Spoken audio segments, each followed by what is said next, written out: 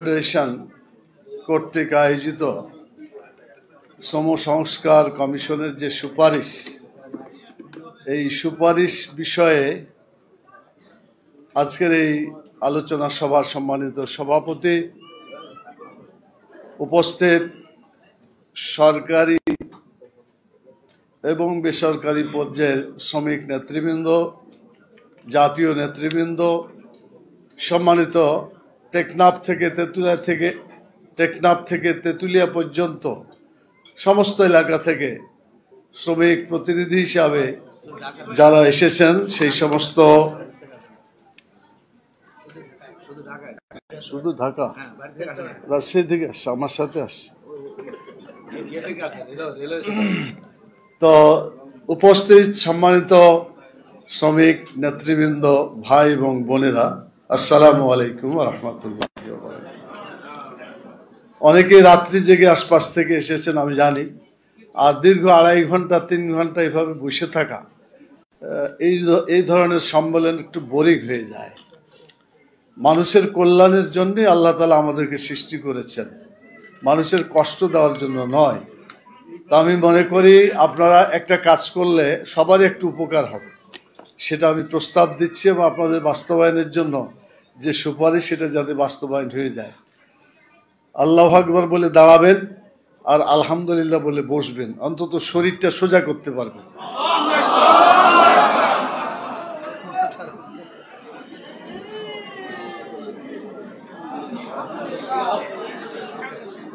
শুকরিয়া, আলহামদুলিল্লাহ।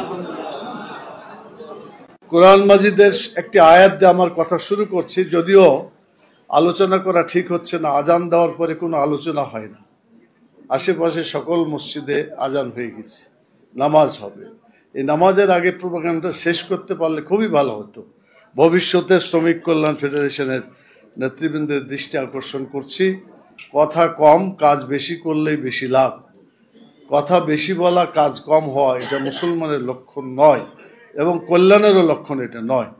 তা আমি খুব সংক্ষেপে কথা শেষ করতে চাই।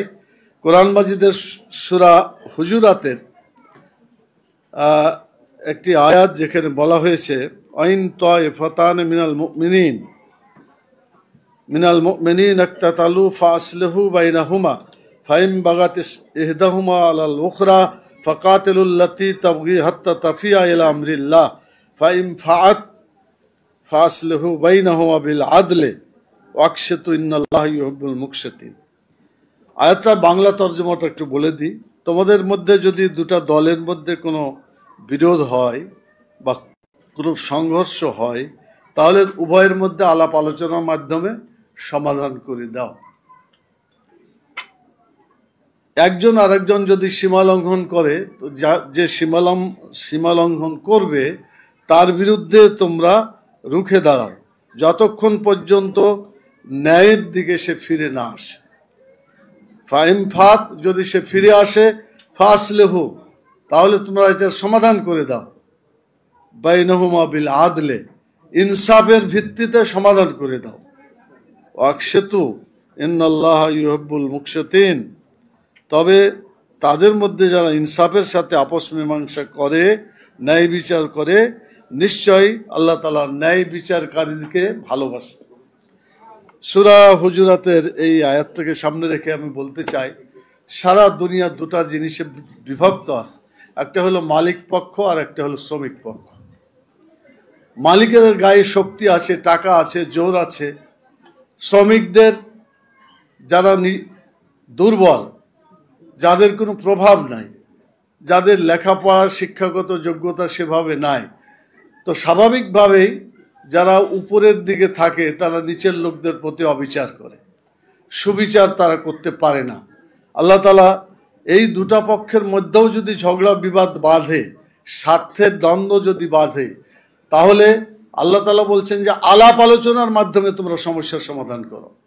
আমি বিশ্বাস করি বাংলাদেশে মালিক পক্ষ এবং শ্রমিক পক্ষ আলাপ আলোচনার ভিত্তিতে সম্মানজনক সমাধান যদি করে, তাহলে বাংলাদেশের এতদিনের সকল সমস্যার সমাধান হতে পারে। আন্দোলন করে বিভিন্নভাবে অনেকে বলেছেন আন্দোলন করে করা। আমি মনে করি আন্দোলন করার রাইট আল্লাহ দিয়েছেন যখন সীমা লঙ্ঘন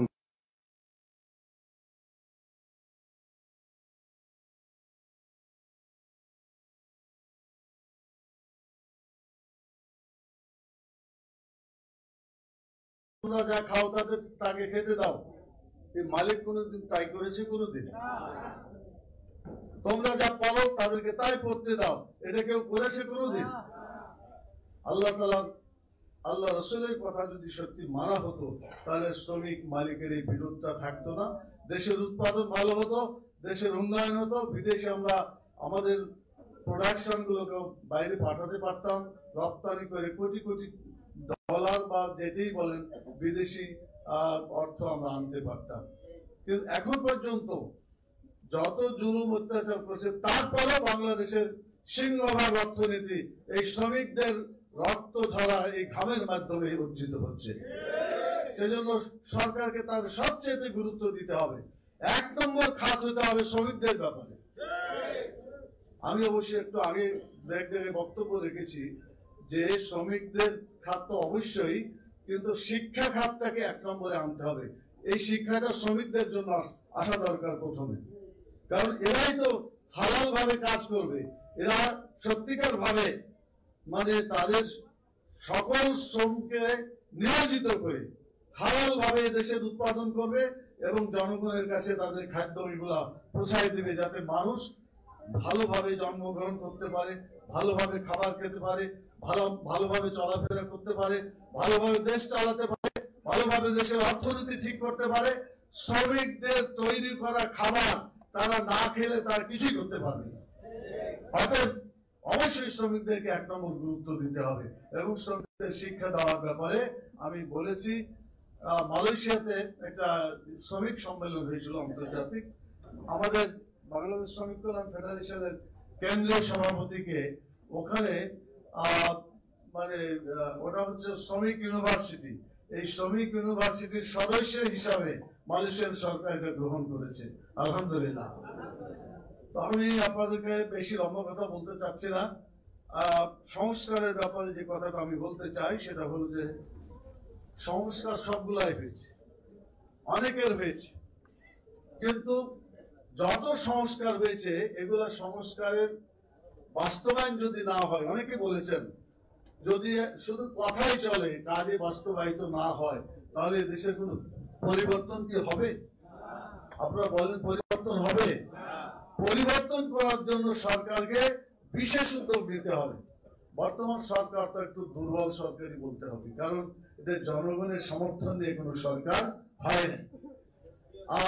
জনগণের ভোটে নির্বাচিত সরকার হলেও একটা শক্ত সরকার হয়। তো এই সরকার হওয়ার ব্যাপারেও দেশে যে সমস্ত অবস্থার সৃষ্টি হয়েছে আপনাদের একটু খেয়াল করতে হবে।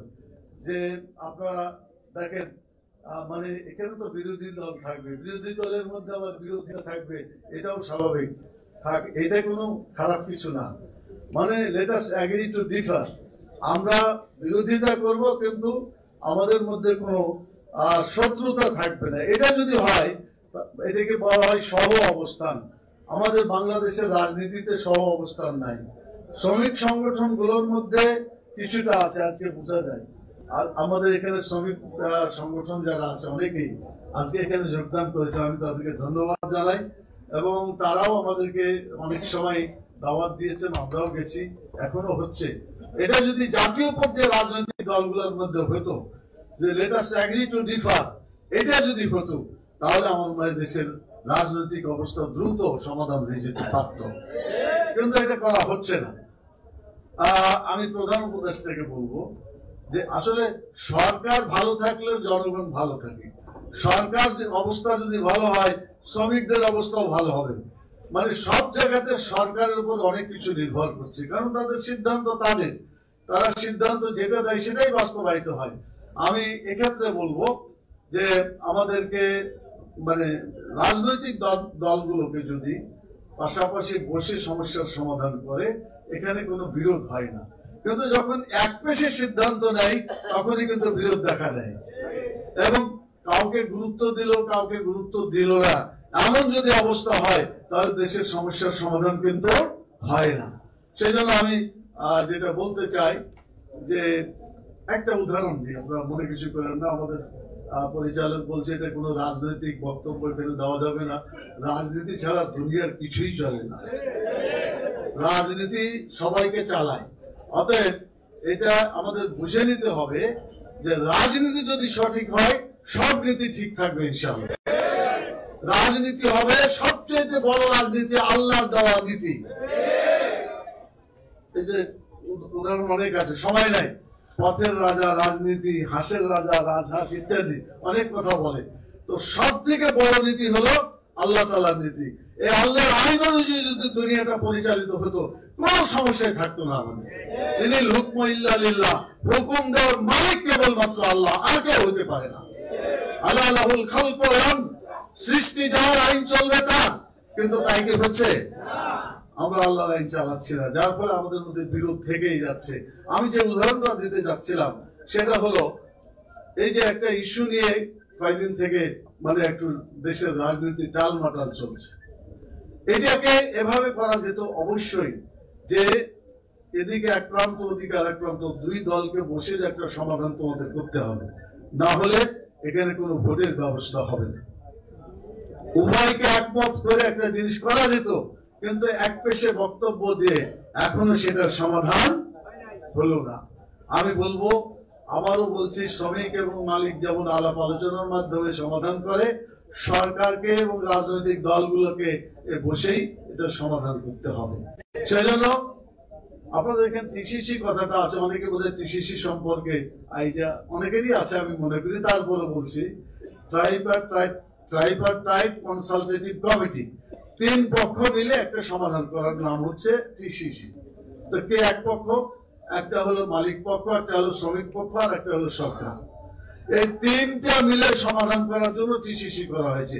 তাহলে শ্রমিক সংগঠনগুলোকে আলাপ আলোচনার ভিত্তিতে সমাধান করা যেতে পারে, এটাই ছিল আসল টার্গেট।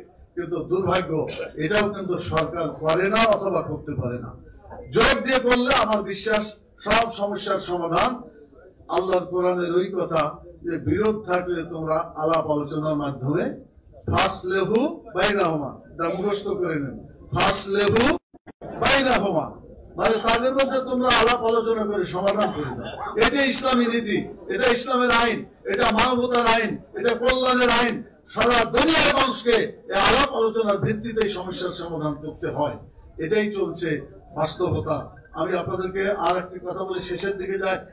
সুপারিশে অনেক সুন্দর কথা আছে। কে জানি বললেন যে না, কিছু তো আরো থাকলে আরো ভালো হইতো। যতটুকু হয়েছে এতটুকুই যদি বাস্তবতা এসে যায়, ইনশাআল্লাহ শ্রমিকদের অনেকগুলো কল্যাণ পেতে পারে। কিন্তু দুর্ভাগ্য, এগুলা খাতা কলমেই থাকে, চুক্তি পর্যন্ত থাকে, কিন্তু বাস্তবায়ন কখনো হয় না। এতে অতীতের ইতিহাস। আমরা বলবো, আসুন অতীতের ইতিহাসটাকে একটু পরিবর্তন করি।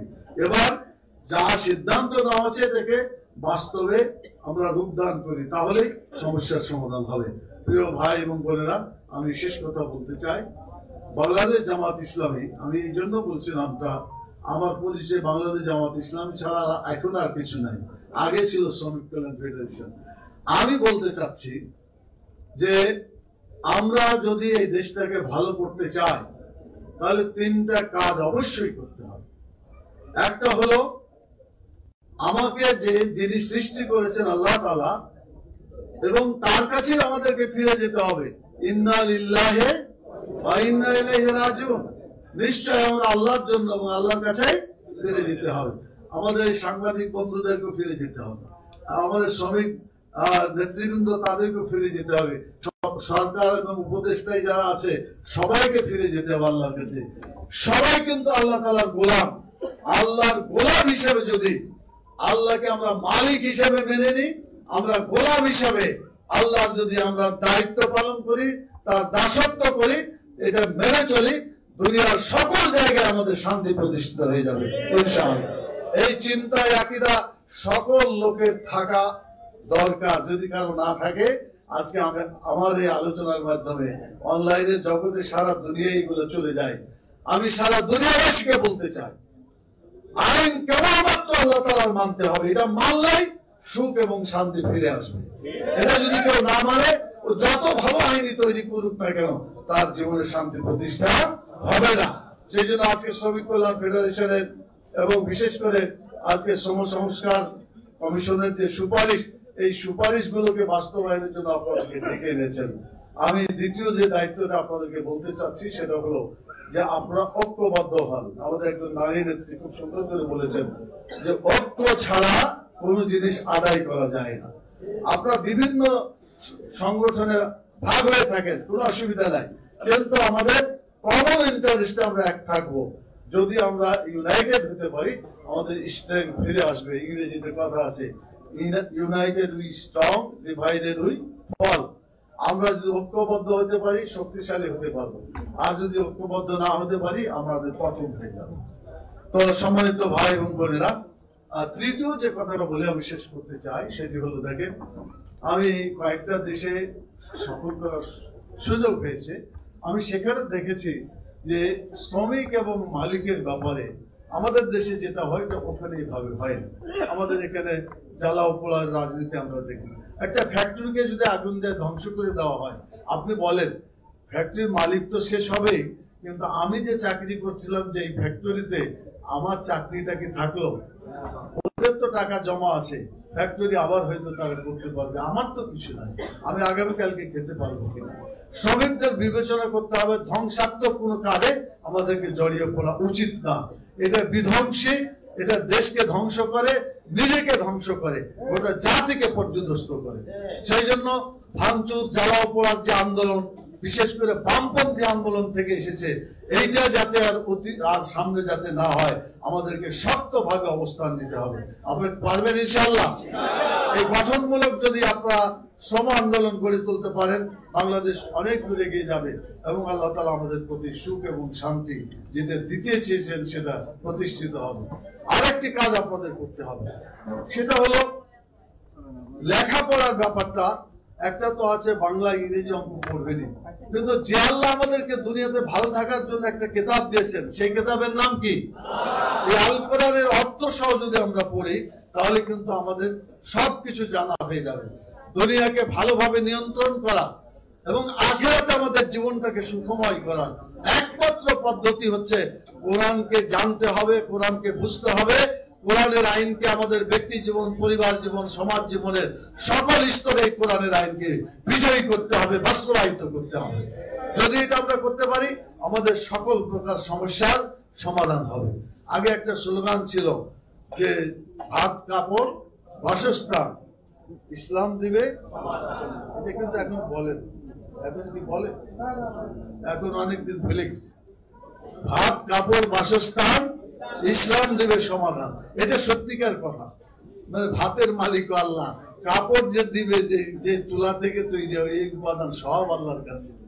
বাসস্থান ও তারই মানে প্রাকৃতিক জিনিসপত্র দিয়ে এগুলো তৈরি করা হয়। এই আয়াতটার মধ্যে আমাদের কবির ভাই বললেন আল্লাহু আন্না আহলুল কোরআন ওয়াত্তাকাউলা ফাতাহনা আলাইহিম বারাকাতিন মিনাস সামাই ওয়াল আরদ। আল্লাহ বলছেন যে যদি তোমরা আল্লাহর বিধান অনুযায়ী চলতে পারো, এটা তাকওয়া বলতে বোঝায় আল্লাহকে ভয় করে চলা, মানে আল্লাহর আইন অনুযায়ী চলা। তোমরা যদি আল্লাহর আইন অনুযায়ী চলতে পারো, তাহলে তোমাদের ফাতাহনা আলাইহিম বারাকাতিন মিনাস সামাই ওয়াল আরদ, আসমান থেকে আল্লাহ রিজিক দিবেন এবং জমিন থেকে আল্লাহ রিজিক দিবেন। আমাদের কোনো সমস্যা থাকবে না ইনশাআল্লাহ। আমরা সমস্যা মুক্ত জীবন পাবো, দুনিয়াতে ভালো থাকতে পারবো, আখিরাতে ভালো থাকতে পারবো। আমি সবাইকে অসংখ্য ধন্যবাদ জানিয়ে, বাংলাদেশ শ্রমিক কল্যাণ ফেডারেশন তো সুন্দর একটা আলোচনার ব্যবস্থা করেছেন, বিশেষ করে সংস্কারের কমিশনের যে সংস্কার তার উপরে, জন্য তাদেরকে আর একবার ধন্যবাদ জানিয়ে, এখানে আমন্ত্রিত মেহমান বৃন্দকে সকলকে ধন্যবাদ জানিয়ে, আমাদের মহিলা এবং পুরুষ যারা সকলে এখানে শ্রমিকদের প্রতিনিধি যে হিসাবে এসেছেন, সবাইকে অসংখ্য ধন্যবাদ জানিয়ে দোয়া করি আল্লাহ তাআলা আমাদের জীবনের গুনাহ খাতাগুলো যেন আল্লাহ মাফ করে দেন এবং একই সাথে যাতে আমরা আল্লাহ তাআলার কাছে গিয়ে জান্নাতুল ফেরদৌসে অবস্থান করতে পারি। আল্লাহ সে তৌফিক দান করুন। আল্লাহ এটা প্রশ্নের জবাব।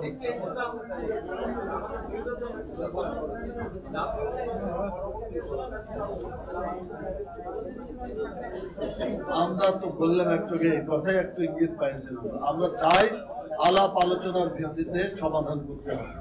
এক পেশে কোনো সিদ্ধান্ত এটা জনগণের জন্য ভালো কিছু এনে বহন করতে পারবে। অতএব এই আলাপ আলোচনা যেটা আল্লাহর কথা, সেই আলাপ আলোচনার মাধ্যমে তার সমস্যার সমাধান করতে হবে। এবং এটার জন্য যদি কোনো কিছু অচলাবস্থা সৃষ্টি হয়, এই দায় দায়িত্ব সরকারকেই বহন করতে হবে। আল্লাহ তাআলা আমাদের সবাইকে সঠিকভাবে বুঝার এবং আমাদের দায়িত্ব পালন করার তৌফিক দান করুন। ওয়া তাওফিক ইল্লা বিল্লাহ। আসসালামু আলাইকুম ওয়া রাহমাতুল্লাহি ওয়া বারাকাতুহু।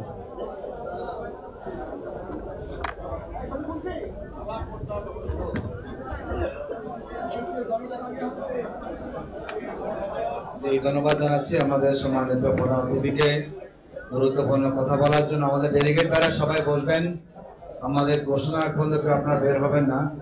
আমাদের এখনই সভাপতির বক্তব্য আমরা শুনবো। আমাদের মাঝে ইতিমধ্যে উপস্থিত হয়েছেন বিজিএম এর ওদের ক্রাইসিস ম্যানেজমেন্ট কমিটি যিনি দায়িত্বে আছে মোজাম্মেল ভাই, ওনাকে আমরা আমাদের পক্ষ থেকে ধন্যবাদ জানাচ্ছি। সম্মানিত উপস্থিতি পর্যায়ে আমাদের আলোচনা সভার একদম সমাপ্তির লগ্নে সভাপতির বক্তব্য রাখছেন বাংলাদেশ শ্রমিক কল্যাণ ফেডারেশনের কেন্দ্রীয় সভাপতি সাবেক জাতীয় সংসদ সদস্য আলম শামসুল ইসলাম।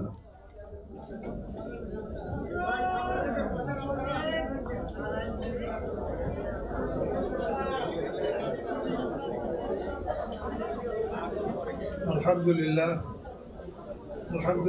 রাব্বিল আলামিন والصلاة والسلام على أشرف الأنبياء والمرسلين وعلى آله وأصحابه أجمعين أما بعد বাংলাদেশ শ্রমিক কল্যাণ ফেডারেশনের উদ্যোগে আয়োজিত শ্রম সংস্কার কমিশনের সুপারিশ বাস্তবায়ন শীর্ষক আলোচনা সভার সম্মানিত প্রধান অতিথি ফেডারেশনের সাবেক কেন্দ্রীয় সভাপতি, সাবেক এমপি, বাংলাদেশ জামায়াতে ইসলামের নায়েব আমির অধ্যাপক মুজিবুর রহমান, উপস্থিত আছেন শ্রম কমিশনের সদস্য জনাব অ্যাডভোকেট এ.কে.এম. নাসিম সাহেব, অন্যান্য নেতৃবৃন্দ, সারা দেশ থেকে আগত সম্মানিত ভাই এবং বোনেরা, আসসালামু আলাইকুম ওয়া রাহমাতুল্লাহি ওয়া বারাকাতুহু। সময় খুবই সংক্ষিপ্ত, তারপর আমি দু একটি কথা বলতে চাই। বক্তব্যের এই পর্যায়ে আমি শুরুতে স্মরণ করছি 2024-এর জুলাই আগস্টে ছাত্র শ্রমিক জনতার রক্তাক্ত গণঅভ্যুত্থানের সময় নিহত এবং আহত শ্রমিক সহ সকল শহীদ ও আহত ভাই বোনদের, যাদের আত্মত্যাগ ও কুরবানির বিনিময়ে আমরা এক নতুন বাংলাদেশ পেয়েছি। আল্লাহ রাব্বুল আলামিন নিহত ভাই বোনদের শাহাদাতের মর্যাদা দান করুন। সবাই বলেন আমিন। প্রিয় ভাই বোনেরা, শ্রমজীবী মানুষের অবদানের স্বীকৃতি আদায়, সামাজিক মর্যাদা বৃদ্ধি, অর্থনৈতিক নিরাপত্তা ও সামাজিক সুরক্ষা, শ্রমিকের চাকরি লাভের অধিকার, পছন্দ অনুযায়ী পেশা গ্রহণ, কোনরূপ বৈষম্য ছাড়া সমান কাজের জন্য সমান সুযোগ সুবিধা লাভ, ন্যায্য মজুরি নির্ধারণ, পেশাগত দক্ষতা উন্নয়নের জন্য প্রয়োজনীয় প্রশিক্ষণের ব্যবস্থা, স্বাস্থ্যসম্মত আবাসন, সন্তানদের শিক্ষা দীক্ষা ও মেধা বিকাশের উপযুক্ত ব্যবস্থা, নিরাপদ উৎপাদন বান্ধব কর্ম পরিবেশ, স্বাস্থ্য সুরক্ষা ও সামাজিক নিরাপত্তা লাভ এবং চাকরি থেকে অবসরকালীন পেনশনের ব্যবস্থা ইত্যাদি একজন শ্রমিকের অপরিহার্য অধিকার। কিন্তু আমাদের দেশের অধিকাংশ শ্রমিক উক্ত অধিকার থেকে বঞ্চিত। বিগত ফ্যাসিস্ট আওয়ামী সরকারের আমলে শ্রমিকদের ন্যায্য দাবি দেওয়া নিয়ে কথা বলারও সুযোগ দেয়নি। গুম, খুন, মামলা, হামলা সহ নানা নির্যাতন নিপীড়নের মাধ্যমে শ্রমিকদেরকে দমিয়ে রাখার চেষ্টা করেছে। আওয়ামী ফ্যাসিস্ট সরকারের সীমাহীন দুর্নীতি, দলীয়করণ, চাঁদাবাজি, টেন্ডারবাজি, ও রাষ্ট্রীয় অব্যবস্থাপনা সহ নানা কার্যক্রমে সবচেয়ে বেশি ক্ষতিগ্রস্ত হয়েছে দেশের মেহনতি শ্রমিক জনতা। এসব অপরাধের সাথে জড়িত সবাইকে আইনের আওতায় এনে শাস্তি নিশ্চিত করা এখন জনদাবিতে পরিণত হয়েছে। আমাদের অনেক বক্তা এই কথা বলেছেন। প্রিয় শ্রমিক ভাই বোনেরা, দেশের বিদ্যমান শ্রম আইনে প্রাতিষ্ঠানিক খাতের শ্রমিকদের অধিকার কাগজে কলমে লেখা হলেও অপ্রাতিষ্ঠানিক কৃষি, গৃহকর্মী ও প্রবাসী শ্রমিকদের কোনো অধিকার আজ পর্যন্ত স্বীকৃতি পায়নি। সকল পেশার শ্রমিকের সামাজিক ও রাষ্ট্রীয় স্বীকৃতি লাভ এবং শ্রমিকের মৌলিক ও মানবিক অধিকার সমূহ প্রাপ্তির আইনি সুরক্ষা নিশ্চিত করার জন্য শ্রম সংস্কার কমিশনের সুপারিশের আলোকে শ্রম আইনের প্রয়োজনীয় সংশোধনী দ্রুত অনুমোদন ও বাস্তবায়ন কার্যকর করতে হবে। সম্মানিত ভাই বোনেরা, আপনারা একটু পারস্পরিক কথা কম বললে ভালো হয়, আমি শেষ করতেছি। প্রিয় ভাই বোনেরা, নির্যাতিত, নিপীড়িত, অধিকার বঞ্চিত শ্রমজীবী মানুষের অধিকার আদায় ও একটি বৈষম্যহীন নতুন বাংলাদেশ গড়ার লক্ষ্যে শ্রম সংস্কার কমিশনের প্রতিবেদনে উল্লেখিত অতীব গুরুত্বপূর্ণ দিক, যেমন সকল শ্রমিকের আইনি সুরক্ষা ও স্বীকৃতি, মর্যাদাপূর্ণ জাতীয় খাতভিত্তিক ন্যূনতম মজুরি নির্ধারণ, সকল শ্রমিকের জন্য নিরাপদ কর্ম পরিবেশ নিশ্চিতকরণ, সার্বজনীন সামাজিক সুরক্ষা নিশ্চিতকরণ, নারী শ্রমিকদের মাতৃত্বকালীন সুরক্ষা, সম অধিকার, সহিংসতা ও বৈষম্য দূরীকরণ, শিশু কিশোর ও জবরদস্তিমূলক শ্রম বন্ধ ও নিরাপত্তা, অভিবাসী শ্রমিকদের নিরাপত্তা ও অধিকার নিশ্চিতকরণ, যৌন হয়রানি সহ সকল ধরনের সহিংসতা প্রতিরোধ, শ্রমিক সহ শ্রমশক্তি নিবন্ধন ব্যবস্থা ও তথ্য ভাণ্ডার গঠন, জবাবদিহিতা, স্বচ্ছতা ও তথ্য প্রাপ্তির অধিকার নিশ্চিতকরণ, স্থায়ী শ্রম কমিশন গঠন, কর্মসংস্থান ও দক্ষতা ভিত্তিক কার্যকর পদক্ষেপ গ্রহণ, জলবায়ু বৈশ্বিক উষ্ণায়ন বিবেচনায় কর্মপরিবেশ গঠন, টেকসই শিল্পায়ন, উৎপাদনশীলতা ও অন্তর্ভুক্তিমূলক উন্নয়ন ইত্যাদির উপর যে সুপারিশ সমূহ পেশ করেছেন তা খুবই গুরুত্বপূর্ণ, সময় উপযোগী, বাস্তবসম্মত। এই সুপারিশ সমূহ অগ্রাধিকার ভিত্তিতে বাস্তবায়নের জন্য অন্তর্বর্তীকালীন সরকারের কাছে আজকের আলোচনা সভা থেকে আমরা জোর দাবি জানাচ্ছি। 24শে জুলাই রক্তজোড়া ছাত্র শ্রমিক জনতার গণঅভ্যুত্থানের মূল আকাঙ্ক্ষা হচ্ছে একটি বৈষম্যহীন, ন্যায় ইনসাফ ভিত্তিক রাষ্ট্র গঠনের মাধ্যমে বাংলাদেশকে একটি মর্যাদাপূর্ণ আসনে প্রতিষ্ঠা করা। এই জন আকাঙ্ক্ষাকে ধারণ করে অন্তর্বর্তীকালীন সরকার শ্রমিক অধিকার ও কল্যাণ নিশ্চিত করতে শ্রম সংস্কার কমিশনের সুপারিশ সমূহ জরুরি ভিত্তিতে বাস্তবায়ন ও প্রয়োজনীয় শ্রম সংস্কারের দ্রুত পদক্ষেপ গ্রহণ করবে, এটাই জাতির প্রত্যাশা।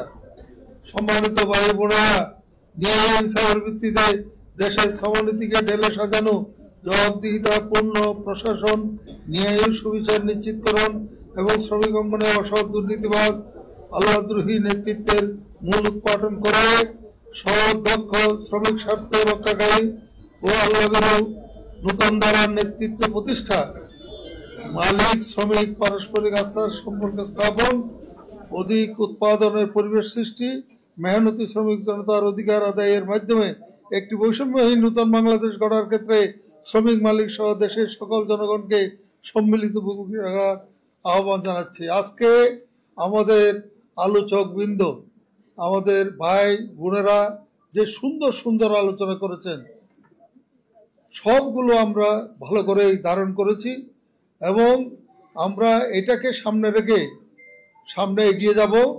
যদি এই দাবিগুলো মানা না হয় তাহলে আমাদেরকে আবার মাঠে নামতে হবে, আবার আন্দোলন করতে হবে, সংগ্রাম করতে হবে।